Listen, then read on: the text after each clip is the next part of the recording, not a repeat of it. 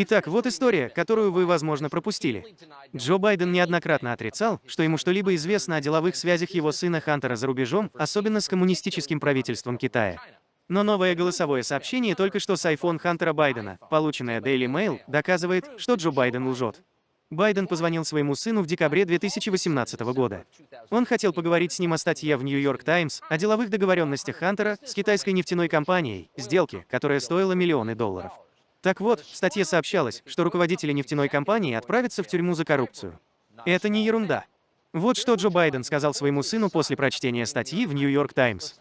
Привет, приятель, это папа. Сейчас 8 часов 15 минут, среда вечер. Найди время перезвонить мне. Ничего страшного, я просто хочу поговорить с тобой. Статья, напечатанная New York Times, мне показалась хорошей. Я думаю, ты теперь чист. В любом случае, как будет возможность, позвони мне. Я люблю тебя. Я думаю, ты теперь чист. Похоже, он знал. Рэнди Дивайн написала книгу о содержимом этого ноутбука. Она обозреватель New York Post и, конечно же, наш друг. Она присоединяется к нам сегодня вечером. Большое спасибо, что пришли.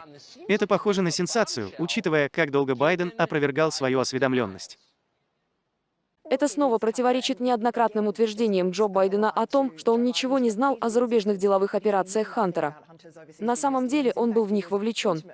Вы слышите его собственный голос, когда он говорит своему сыну об этой истории в New York Times. «Я думаю, теперь ты чист, то есть твои проблемы решены».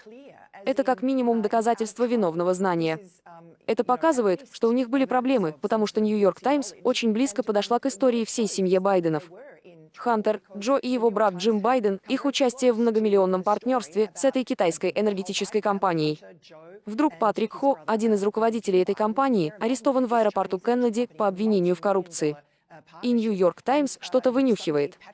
Есть сообщения, из которых мы можем сделать вывод, что Хантер паникует по этому поводу.